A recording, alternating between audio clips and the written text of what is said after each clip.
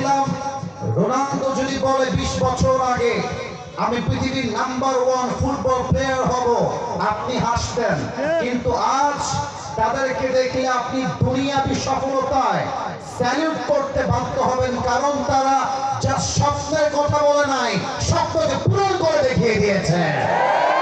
আমি সিরাজগঞ্জের যুবক মানেই যে আমি অধম কিংবা জিরো তা নয়, আমাকে একটা চান্স দাও, আমি ইতিহাস পাল্টায় রেখে দিব।